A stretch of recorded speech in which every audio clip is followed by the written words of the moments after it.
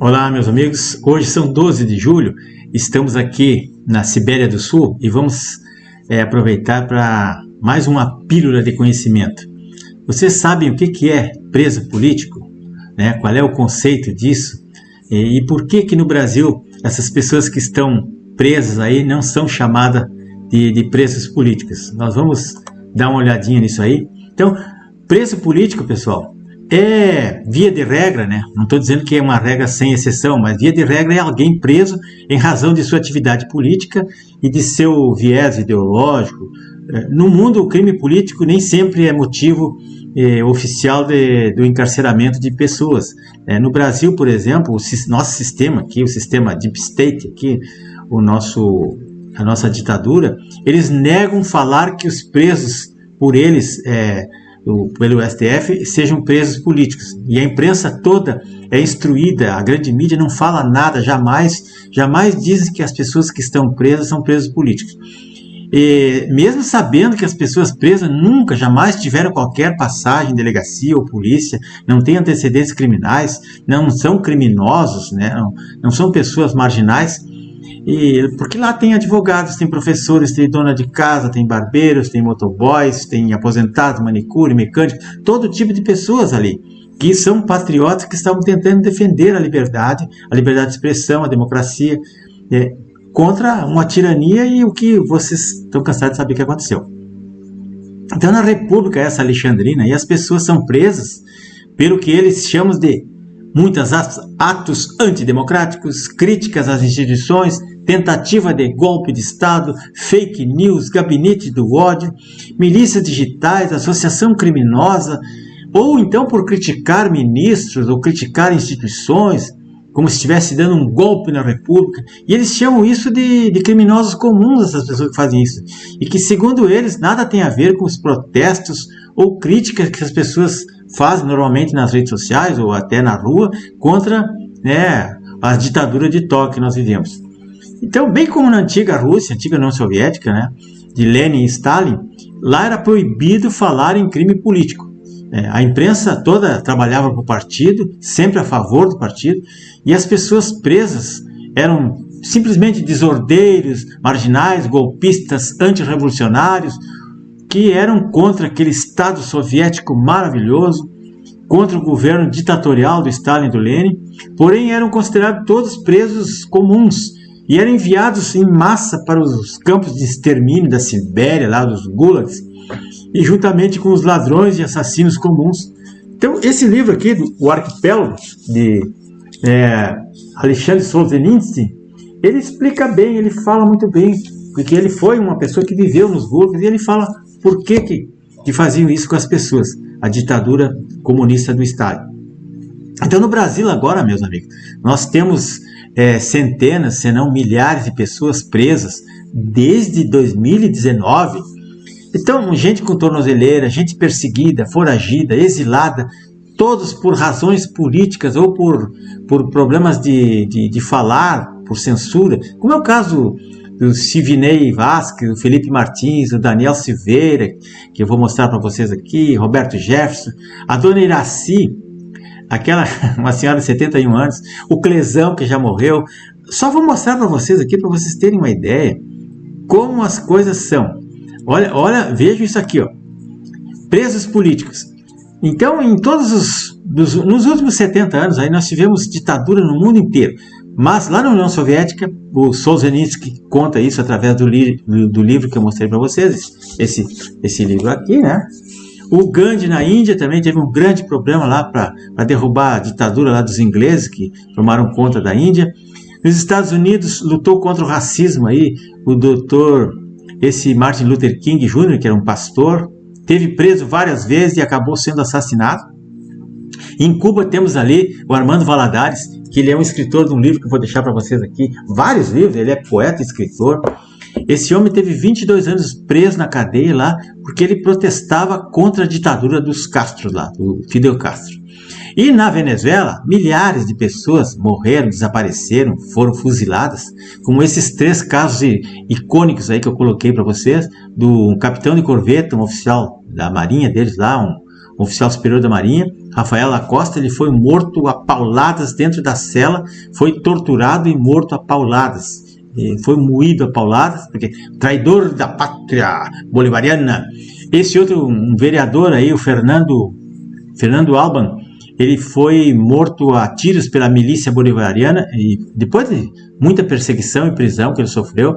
O Oscar Pérez foi um líder lá de uma revolta contra o Maduro, foi simplesmente fuzilado a tiros de bazuca, e por aí vai. Aqui no Brasil, meus amigos, aqui embaixo, vemos os presos políticos aí, que nós temos as centenas, aos milhares, mas tem alguns aí que são absurdamente, são bizarras essas prisões ilegais aí. O Felipe Martins está preso há mais de 5 meses também, sem crime, sem nada. Ele não saiu do Brasil, mas o ministro não aceita os argumentos dele, a defesa, né? O Daniel Silveira também está preso por crime de opinião, né? 9 anos e poucos de cadeia.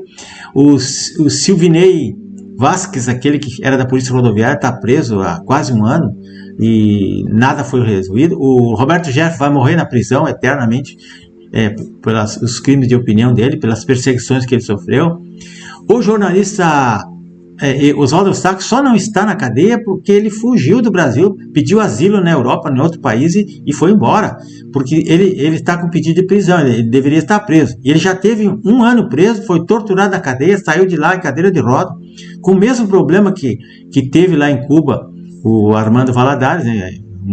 Uma lesão na coluna que ele levou muitos anos para voltar a caminhar. A dona Ilse Naguchi, essa de 71 anos, uma professora aposentada, vai ficar 17 anos na cadeia porque ela entrou no Congresso para se defender das bombas e ela tinha na bolsa dela, na mochila, uma garrafa d'água, uma Bíblia e 1/3. Isso é inaceitável. Isso ela vai ficar o resto da vida na cadeia por causa disso. Então essa é a nossa ditadura, né? Sem falar no morto lá na Papuda, o Clériston, aquele ali, o Clesão, ele morreu na Papuda porque o ministro não soltou ele para ele consultar. Ele era um cara cardiopata, sofreu um infarto lá dentro, sem remédio, e ficou por isso mesmo e não vai dar nada. E o Congresso virou as costas para ele, virou as costas para o cidadão, para as pessoas que estão sofrendo nessa nossa ditadura aí, a ditadura do STF. Meus amigos, a situação é muito grave. Eu espero que vocês compartilhem isso, façam outras pessoas verem isso. Vou deixar a literatura para vocês aqui.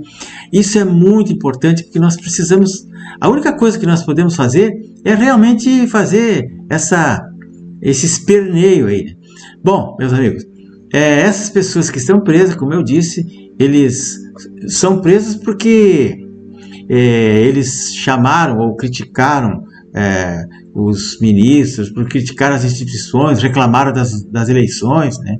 E postaram nas redes sociais críticas à ditadura comunopetista e às fraudes descancaradas que vocês sabem muito bem.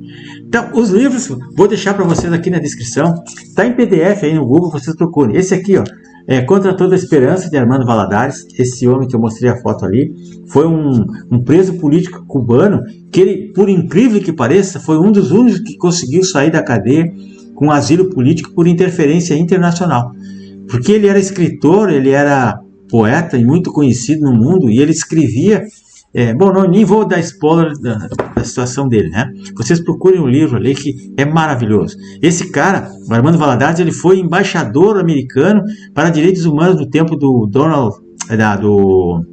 aquele presidente conservador que tinha lá, né? Foi aquele presidente que antes do Bill Clinton, acho. Então ele adquiriu cidadania americana quando ele fugiu e depois ele conseguiu ser embaixador, né? E esse outro aqui, o Arquipélago, Gulag e Alexander Solzhenitsyn, esse aqui está na biblioteca do Exército. Vocês podem baixar em PDF também. É um calhamaço, um livro de 1000 páginas, mas ele conta toda a história da Revolução Bolchevique lá e das torturas que eles faziam nos campos de extermínio chamados de gulags que tinha no tempo do Stalin e do Lenin. Então a situação é essa, pessoal. Quando vierem dizer para vocês que nós não temos preso político, esfreguem na cara da pessoa que falar uma coisa dessa, né? Que aqui por por ordem que vem de cima, a mídia jamais vai chamar essas pessoas que estão na cadeia, morrendo na cadeia, de presos políticos. Eles acham que os caras são baderneiros, são criminosos comuns, são estelionatários, são lavadores de dinheiro, são corruptos. Não, não são nada disso. São pessoas que queriam uma pátria melhor, queriam liberdade, democracia, conservadorismo. É isso que nós precisamos. Então, se nós não agirmos agora, se a gente não curtir isso aqui, não compartilhar com os nossos amigos e não estudar esses livros e essas obras que a gente passa aqui para vocês, a situação só vai ficar pior. E indico também um filme que eu não encontrei mais no YouTube, que é maravilhoso, sobre os gulags da União Soviética. O nome do filme é Caminho da Liberdade. Deve estar na Netflix agora. E tem muitos filmes com caminho para a liberdade, caminho da liberdade, mas esse aqui é um filme específico, ele tem um livro com o mesmo nome, que é um fato real que aconteceu lá em 1939, 40, por aí, e a pessoa, o protagonista do filme existiu, era um cineasta, um escritor, que foi preso e perseguido e mandado para um campo de extermínio, porque eles arrumaram as testemunhas lá, e a própria esposa, com medo que ele fosse morrer na prisão, foi lá e disse, não, e realmente ele criticou o Stalin. Era isso que eles queriam saber. Pronto. Às vezes os familiares mesmo entregavam para não ver a pessoa sofrer, eles inventavam as histórias mirabolantes lá e acabavam, em vez de ajudar, acabavam enterrando a pessoa. Tenham todos uma boa noite e obrigado àqueles que já se inscreveram no canal. É muito importante porque a gente consegue ter relevância e consegue impulsionar as informações que as pessoas precisam saber.